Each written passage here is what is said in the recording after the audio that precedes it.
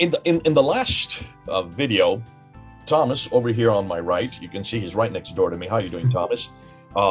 Went and did an amazing job of giving us an entire scope of history, 600 to 700 years of it, all in one video. I'm sure you're all exhausted, as am I, just listening to that. But what a good way to get an encapsulation of all the geopolitical, theological disputes and debates, and also what was happening on the ground with the Persians and the Christians and the Byzantines and the Sassanids and the Hassanids and the Lakhmids, and you name it, it was done, and all the major players.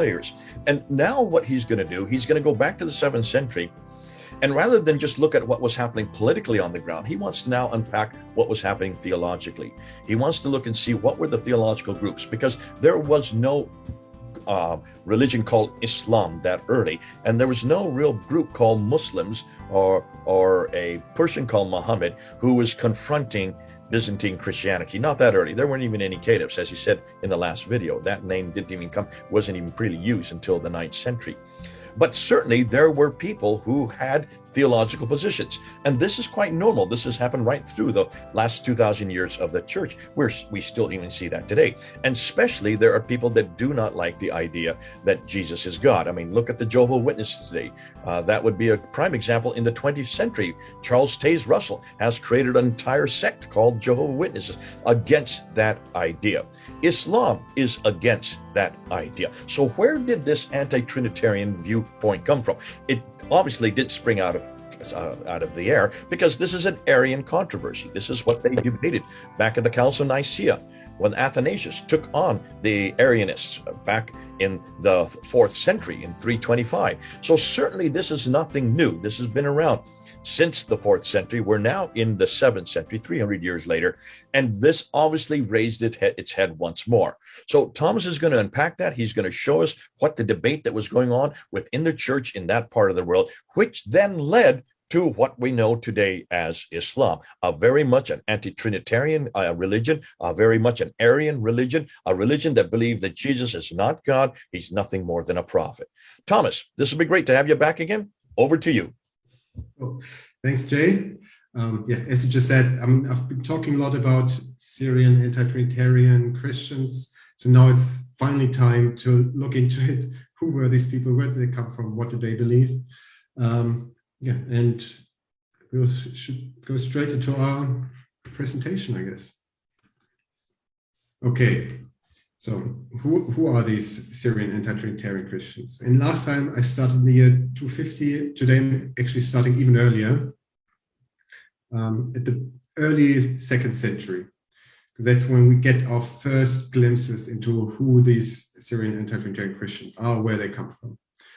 It's still, so there aren't really any writings left, or they didn't leave any behind, because they just weren't copied, and there's this survival bias, right? So they're what would later become the Catholic Church would obviously only copy or mostly copy stuff that would align with their theology, and not something that they would deem heretical, right? So there's this survivorship bias. So we don't have any direct sources from the 2nd century, but we can piece together a little bit. And one way of doing it is looking at Syrian theologians of the time, even though they weren't anti-Trinitarian, but who still had this Syrian mindset, if you will, were taught in this Syrian tradition. And one of them is, for example, the one who's on the picture right here. That's Ignatius of Antioch. He's the 3rd patriarch and bishop of Antioch after St. Peter, and he died around 115 AD. So we're really early in the church history. And even though he is not an anti-Trinitarian, there are some things that in his writings that sort of give us a hint. So, for instance, he believes very much in a theology of proving oneself. So proving oneself in the eyes of God by following in the footsteps of Jesus. So that's something that we will find out is like a very, very important part of this anti-Trinitarian belief. Also, what we see is some terms being used. So, for instance, Jesus is the servant of God. That's a title that is quite common in this early Syrian Christian community. But sort of disappears over time within the church, because it has this connotation: if you're the servant of God, then you can't be God. It still exists, even I think in the Bible today, but it's understood differently. It's not understood in that way. But in Syria, it would be understood as, well, he's a servant; he can't be God himself. Exactly. Also, what is typical for this Syrian Christianity is it's usually confined in small communities, and it's preachers who move around from town to town, sort of founding small little communities. These Syrian Christians, so unlike the Greeks, at this time, basically we have sort of this Syrian side of Christianity and the Greek side of Christianity, Greek and Latin, but we're looking at the Greeks because that's the area we're in. And they both those groups have very different approaches to religion in general. So the Syrians, just like all Semitic cultures, so like the Jews, they are more oriented in history and not in the nature of God or man or the cosmos. So what do I mean by oriented in history? So God, in their view, acts in history through the prophets and through Jesus. And it is sort of your responsibility now to understand what God does and why he does it, and what does it and draw your conclusions from it. Like, what does he want from me? And Jesus now offers sort of a template. So his life is the perfect life, sort of the perfect life as God would want you to live yours. So you follow in Jesus' footsteps. You prove yourself worthy in the eyes of God, right, by following in Jesus' footsteps. And that's how salvation is achieved in this Christology. So it's not by the sacrifice of Jesus or by his incarnation or anything like that. It's by proving yourself worthy, by following in Jesus' footsteps. So they are anti-Trinitarian and strictly monotheistic. So they reject this idea of a Trinity. Although, all of what I said, it's still quite blurry at the beginning of the 2nd century, right? But we actually do get a better picture with this guy. So on this picture, you see, this is a 18th century rendition of Paul of Samosata, and he is one of our best sources for this anti-Trinitarian Christianity. He was actually the Bishop of Antioch he was made Bishop of Antioch in 258. And at that time, the Bishop of Antioch was one of the highest positions that you could have in Christendom, right? So there was, maybe the Pope was already slightly above him, like the Pope in Rome, but then basically it was already the Bishop in Antioch. That was one of the most important Christian communities, and hence their bishop was one of the most important figures. So I think at that time was basically 3 cities. It was Rome, Antioch, and Alexandria, those 3 bishops were made up the highest ranking church officials, if you will. I mean, it wasn't really like a church structure as we know it today, but people would look up to them, and they would have their voice would have a lot of weight. However, he was denunciated at 2 synods in Antioch, once in 264 and 268 for his Christology. So that tells us 2 things. A, he was popular enough in his form of Christianity, was popular enough to make it to the top of sort of the church in Antioch, but there was also a lot of pushback against him. He rejected a physical interpretation of the title Son of God. He believed that God is unique, and he rejected the Trinity. And now I'm going a bit into the Logos, right? So I hope most people know, but I want to give you a quick background on what the Logos is. So Logos is a Greek word with a lot of different possible translations. So usually, typically, when you read the Bible, it's translated as word, right? So, but it's not in Greek. It's not a word in the grammatical sense. That would be lexis. But it's still in philosophy, this has a long tradition. So going back in the 6th century BC and maybe even before that, it was used to mean something along the lines of reason or reasoned debate. But really for the Christians, what become interesting for them, or actually before the Christians, it's the first one who brought this concept into the realm of sort of this Semitic landscape was Philo of Alexandria. He was a Jewish philosopher and sort of the post-child of Hellenized Judaism. And he followed these Platonic ideas of the distinction between perfect form and imperfect matter. So God is like the perfect form and earth is sort of imperfect matter. And there's a large gap in there which needs to be bridged. And for Philo, this bridge was the Logos. So that for him was the highest of the intermediary beings. So there are also angels and cherubs and but the Logos was the highest of these intermediary beings, and he called it the firstborn of God. And this Logos also acted on behalf of God in the physical world, and Philo identified it with the angel of the Lord in the Old Testament. As the angel of the Lord, Philo thought this would be the Logos. And Philo believed that the Logos was God's instrument in the creation of the universe. So some of those things might sound familiar, some maybe not so much. So obviously in Christianity, we have the Gospel of John, which starts with, in the beginning was the Word, and the Word was with God, and the Word was God. And this Word is the Logos, right? So oftentimes also it's not translated at all because translating it as word is sort of limiting, right? So very often it's just, you can also read it, in the beginning was the Logos, and the Logos was with God, and the Logos was God. And for Trinitarian Christians, the Logos is Jesus Christ, right? Or rather, Jesus Christ is the incarnate Logos. Exactly. But that's something these anti-Trinitarians would reject, right? I mean, they worked a lot with this term Logos. That's why I'm bringing it up. And we have those documents from the synods in which Paul was denunciated, so that's why we have a good idea of what he believed in.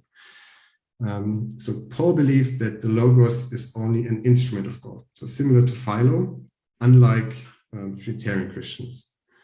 He believed that the Logos inhabited the prophets and Jesus. So he says they dwell in them, but in Jesus, this connection was deeper than in previous prophets. He rejected Jesus' pre-existence, so he's not the Logos incarnate. He says that Mary didn't give birth to the Logos, only to the man. Right? So he's not divine. Christ became great through wisdom, in his view. Right? So he's like us, but better in every way, and that's why this connection to the Logos was so deep within him. So, so Jesus became the Christ in Paul's view through his obedience, and by that he means through learning the scripture, through following the law, he achieves wisdom and obedience. So it's not part of his nature. It's not that he was born divine, born as the incarnate Logos. Yes. So that's sort of the gist of it. So this Logos comes up again and again. And you mentioned Arianism before. Arianism originates from the same milieu, but it's going in a slightly different direction, because what Arius did is he added a little bit Hellenism to this Syrian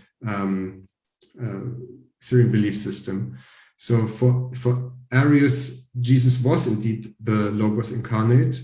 It's just that Arius also maintained that the Logos was created, so like Philo, so that the Logos would be subordinate to God, and hence Jesus would be subordinate to God. But Paul would also reject this idea. He would say, no, Jesus is not the Logos incarnate. The Logos is sort of a tool or a force emanating from God, not like a separate entity as such, and it dwells in Jesus. So that's what Paul Samosata would believe. Now, when we look at Persia again, so there we see the Christianization. The first Christian evidence that we find in Persia is actually around Aramaic-speaking synagogues. So that's why we can sort of assume that it was the Ebionites. So those are the Christian Jews, or the Jewish Christians, whichever way you want to phrase this. So that they were the first to proselytize in Persia, but they soon sort of disappear. The bulk of Christianity in Persia comes through a trade. So along those trade routes, obviously religions typically spread, and that's also what happened here. It happens via the deportations. That's a very important part, which we talked about last time. But also by emigrated people who, like, whenever there are persecutions in Rome, people would move to Persia, basically, or at least if they live close enough to the border that it becomes feasible. Because also, if they just move over into Persia, they're also Aramaic-speaking people, right? As we've seen last time, it's one big cultural area, so it would be easy for them to move back and forth. Exactly. Now, from the 2nd century onwards, what we also see in Persia is spread of Gnosticism, which was both influenced by Hellenism and Persian tradition. So now that's something completely different. It's also technically or often under the Christian umbrella, sort of, but that's like its whole own little thing. So then in the 3rd century, Manichaeism develops in Persia. That's a new synchronous religion with a lot of Gnostic influences. And it becomes sort of a main rival for Christianity for quite some time. And it actually spreads from Asia to Northern Africa and Italy. And I think that even in Spain, and they found evidence of Manichaeans. So at one point, it was really a big competitor, but then eventually it also waned away. But what's now more important for us and the development of Islam is that in the 2nd century, this radical ascetic Christian sect forms in Syria, the so-called Encratites. So they are often very anti-Jewish. They are, ascetics, so they reject the consumption of alcohol. They have very strict laws, particularly on women. So, this is a Christian sect, again, anti-Trinitarian Christian sect that forms around this time. And in that context is the Diatessaron is written. So the Diatessaron, that's a gospel. So it's it's a narrative woven out of the 4 canonical gospels, but it's like a single narrative, and it's written in Aramaic. And for the longest time, this is the only Aramaic gospel out there. So most Aramaic-speaking Christians would use the Diatessaron for centuries. Eventually, it gets banned as heretical, and then the canonical gospels are translated into Aramaic as well. But that's still centuries away, and it only affects the Byzantine Empire, not the Persian Empire. So in Persia, the Diatessaron basically is used until the end, at least by those Syrian Christians. Now, starting 250, the Roman Emperor Decius systematically persecutes Christians. Again, many move and flee into Persia. During the 3rd and 4th centuries, Syrian and Greek Orthodox strands become dominant. So now that's in the West, however. But so in the Byzantine Empire, the Syrian anti-Trinitarian Christianity sort of dies out after the Council of Nicaea. For them, like after Nicaea, there's really no way to go for them. So Paul Samosata, he was still before the Council of Nicaea. He could become bishop. After Nicaea, that would have been impossible, right? There's nowhere to go for them. So again, these people then move into Persia. or convert, I guess, but a lot of them move into Persia. And in the 4th century, we can really say that by now, really Christianity has established itself in Persia. We know of lots of bishops. It's still in the 4th century not as hierarchical. It's not as structured, not as fleshed out structure as in the Byzantine Empire, but it's getting there. It's getting there. Now, in 410, we have this Council of Seleucia Ctesiphon, which we've also talked about last time. And what this means is now the Church of the East is sort of officially separated from the Church in the West. Right? So it's now it's separate, it's sphere, sort of, yeah. However, the Church of the East does adopt the Council of Nicaea, which means it's Trinitarian. And that's most likely a result of the Persian Christians being a mix of Greeks and Syrians. Because with those deportations, there were also a lot of Greeks or Greek Christians being deported. And up until 410, they basically had completely separate church structures. So they were not intermingling. They had the Greeks and the Syrians in Persia had their own congregations throughout the empire. And that's obviously not something that the Persian king liked.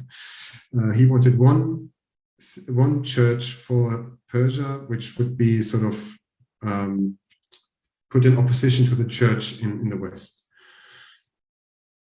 And this turns out to be a Syrian church, because the Syrians are the majority, but the Greeks need to be on board. So that's probably why they adopted the Council of Nicaea. And also, even from the West now, in the Byzantine Empire, the Syrians already sort of were getting to the point where they were all Trinitarians. And that was also then now moving into Persia slowly. So it was just it was the smart move to do, I guess, to go Trinitarian, because that's the majority of your Christian population, but not everyone. And that's important, because there were still anti-Trinitarian sects who were then very much alienated, right? So up until 410, they were just regularly doing their church service and everything. And now all of a sudden, this church organization comes in and wants to take over and tell them that they can no longer sort of live their anti-Trinitarian Christianity. So they maybe radicalize is too strong a word, but they isolate and they become resilient, if you will.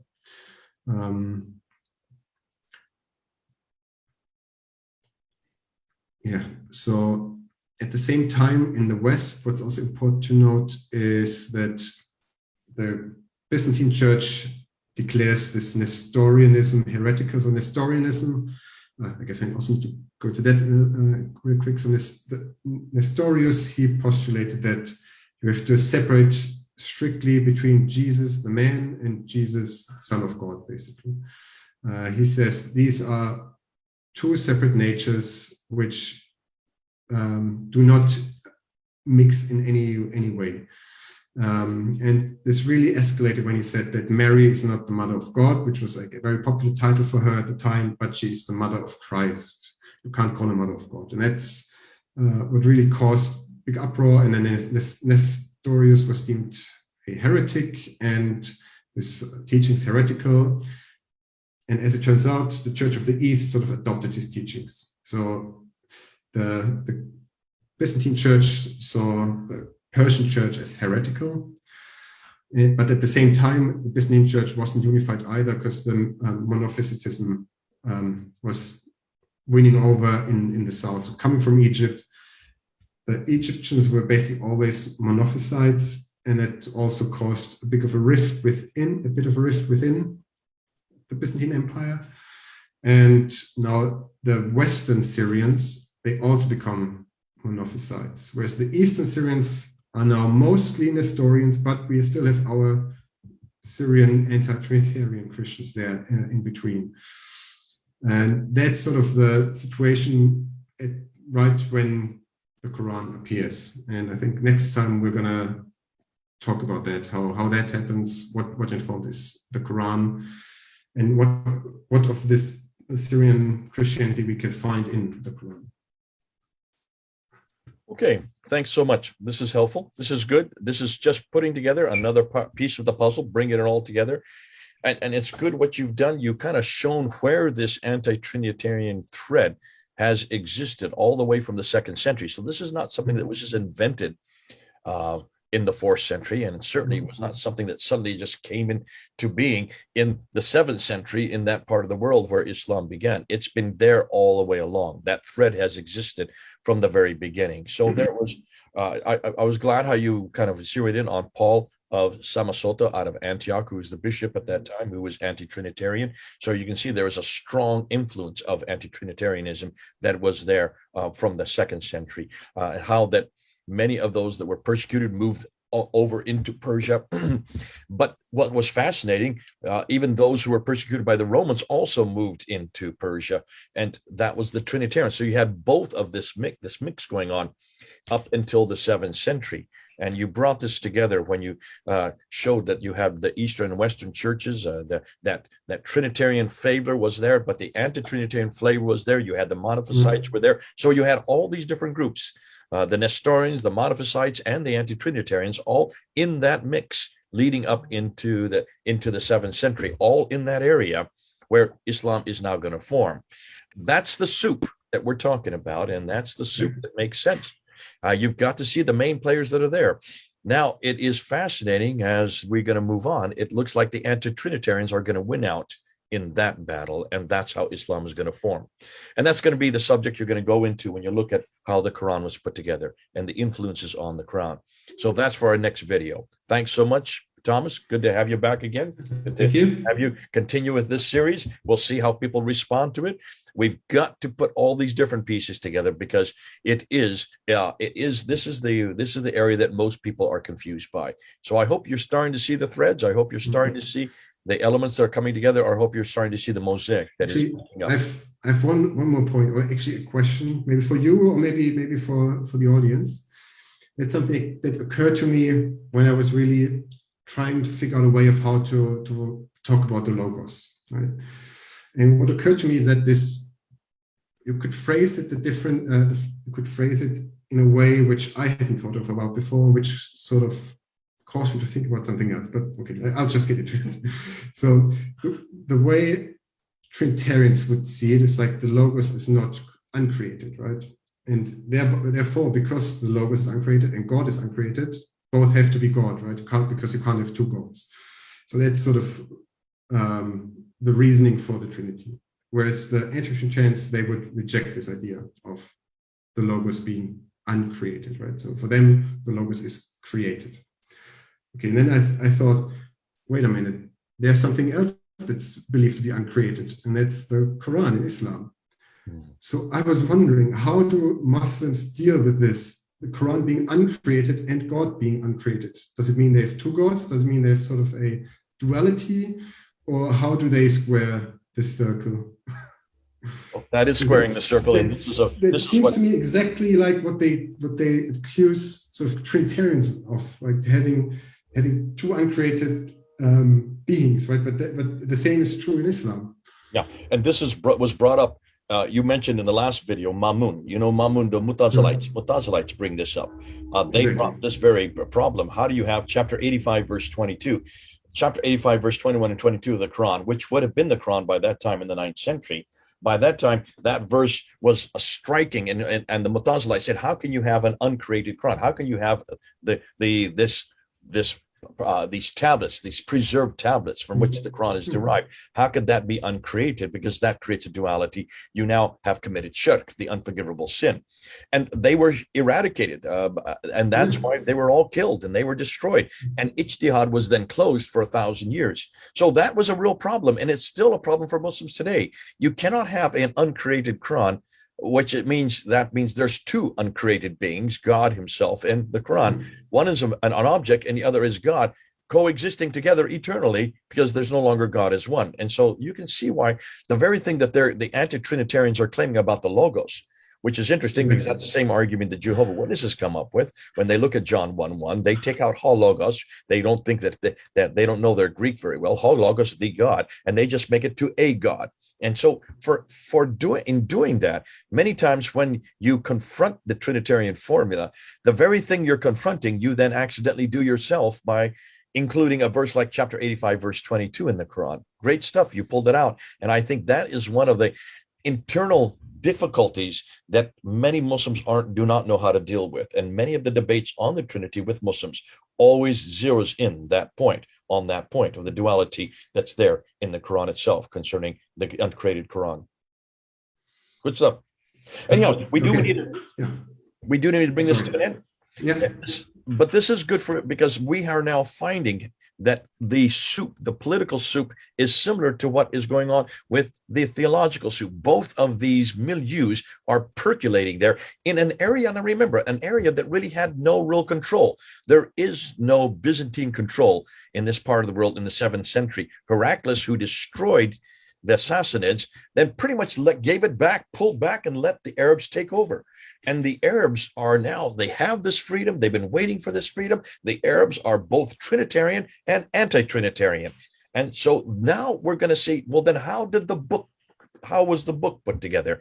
That's next. And so Thomas is going to move into that area in the next episode. Until then, get your comments below. Come back at us. Let's see what you have to say, and let's see where we go from here. God bless you. Thanks again, Thomas, for coming on board. Thank you. Thomas and Jay, 4,000 miles apart. Over and out.